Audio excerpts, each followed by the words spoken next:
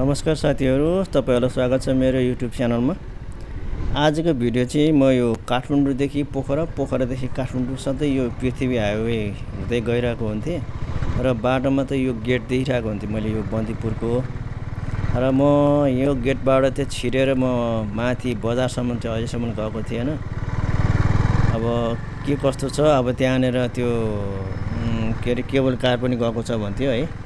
अब हेरौँ छ कि छैन, कहाँसम्म पुग्दो रहेछ। र माथि रानी महल पनि छ भने सुनेको थिएँ र त्यो मिनी ग्रेट वाल पनि छ भने सुनेको थिएँ मैले है।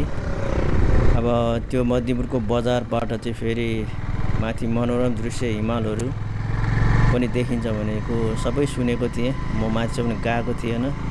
र आज यो भिडियो बनाउन्जेलसम्मको यो बाटो चाहिँ के कस्तो रहेछ र त्यहाँसम्म कति लाग्दो रहेछ समय, त्यो हेरौँ है त गाइज। हेर्दै जानु होला। ठाउँ ठाउँको चाहिँ म तपाईहरुलाई चाहिँ यो कहाँनिर पुग्यो भनेर चाहिँ देखाउने छु।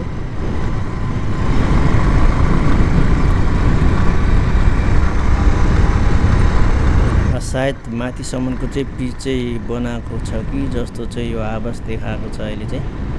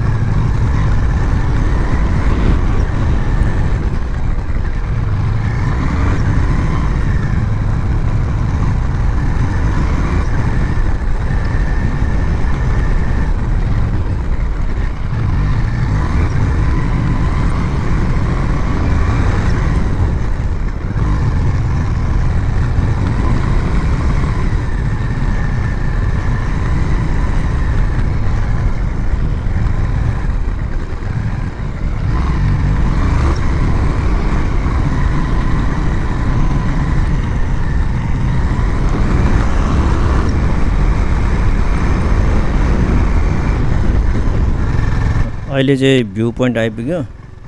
यसकोबाट यो देब्रे तल बाटो लाग्नु भयो भने उता केबल कार, तल्लो केबल कार चढ्ने बाटो पुग्दो रहेछ। टाढाबाट त होइन, गेटभन्दा अलिकति माथिबाट हेर्दाखेरि यस्तो रहेछ हाइवे वहाँ।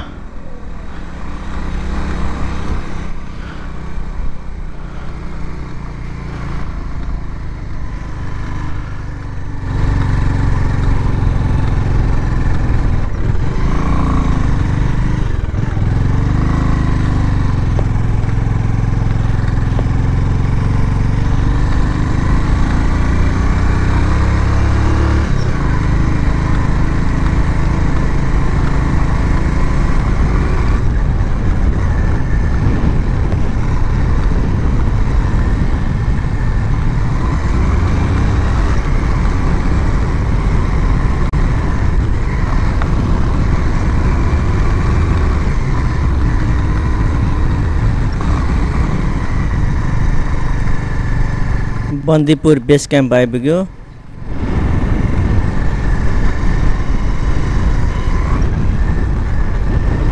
ओहो, यस्तो बाटोमा यो चौतारो भयो भने त मोटरसाइकलबाट ओलेर एकछिन बस्छु जस्तो लाग्छ। के गरौँ, आफू काठमाडौँबाट यहाँ पोखरा जान लागेको मान्छे, पछाडि पुरै भारी बोकेर हिँडेको छु। अब बस्न नमिल्ने।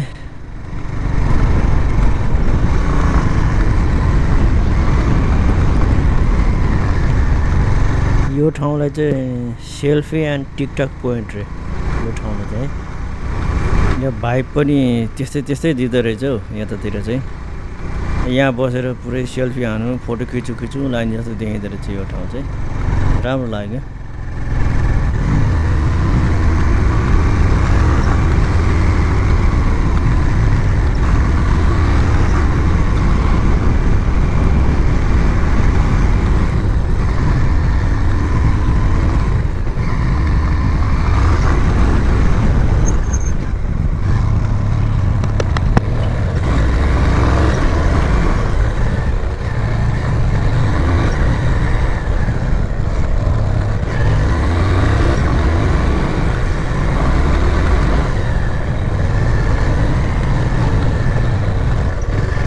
राष्ट्रिय बाख्रा अनुसन्धान कार्यक्रम।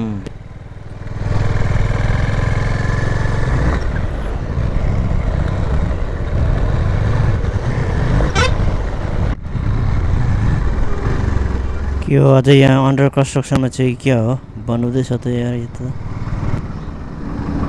ओ दुलै दुलो खाने भयो फेरि यार।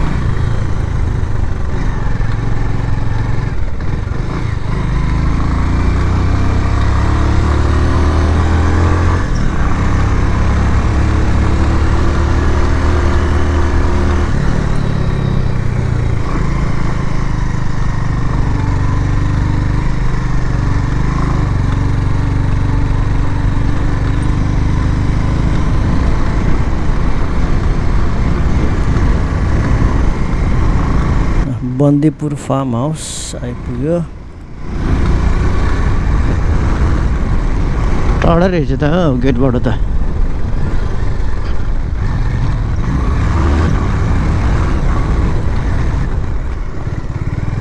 ओ त्यो रहेछ त रानी महल हो क्या हो र। ओ वा डाँडा पुगेर वहाँ पुगेर वहाँ पुगेर वहाँ वहाँ वहाँ वहाँ पुग्नुपर्ने रहेछ। ओहो यत्रै घुमेर जानुपर्ने रहेछ है।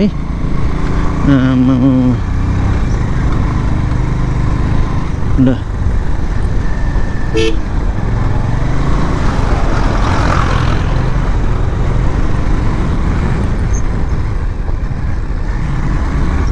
त्यो माथि देखिएको डाँडा चाहिँ त्यहाँ चाहिँ मिनी ग्रेट वाल रे। अनि प्याराग्लाइडिङ ठाउँ पनि रहेछ र यस्तो खालको रहेछ। अब यसपालि चाहिँ म त माथिसम्म त गइएन है। मैले गुगलमा हेरेको थिएँ यस्तो रहेछ। कुनै दिन जहाँ गएर तपाईँहरूले देखाउने छु।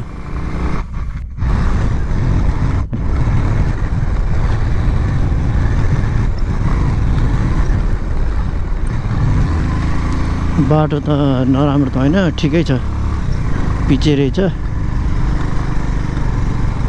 बजार यही त होला नि।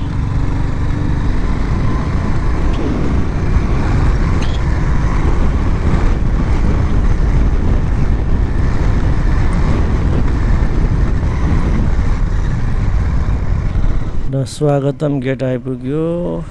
यो चेकपोस्ट पनि यही रहेछ क्या। बन्दीपुर गाउँपालिका कार्यालय जाने बाटो हो। होटल त टन्नै रहेछ। पार्किङ छुट्टै छुट्टै गरिराखेको रहेछ पार्किङहरू पनि। भनेपछि बाटोमा चाहिँ पार्किङ गर्न नमिल्ने रहेछ। पार्किङलाई चाहिँ छुट्टै छुट्टै स्पेस राखेको रहेछ यतातिर। ओहो यो घरले त के हो भक्तपुरको भाइब पो दिन्छ त पुरानो। Bandipur village resorts.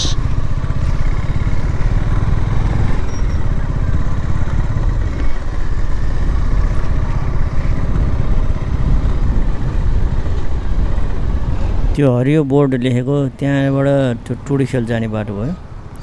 त्यहाँबाट त्यो टुडी खेलबाट पनि जोस् मनोरम दृश्य देखिन्छ भन्ने चाहिँ सुनियो है।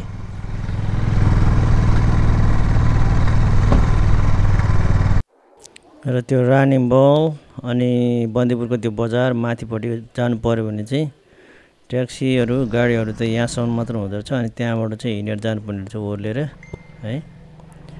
नत्र अर्को बाटो उता तलको बाटो जुन बन्दीपुर गाउँपालिका जाने बाटो छ त्यो बाटो भएर जानुभयो भने पुग्दो रहेछ रानी महल। नमस्ते गाइस, तपाईँहरूलाई धन्यवाद भिडियो हेरिदिनु भएकोमा। मेरो यो पहिलोचोटि हो म यहाँ माथि आएको। मलाई यो गेटबाट यहाँ बजारसम्म आउनको लागि चाहिँ झन्डै मलाई 25 मिनट लाग्यो। त्यस्तै 23-25 मिनट जति लाग्यो। मन परेमा लाइक सब्सक्राइब गरिदिनु होला। धन्यवाद।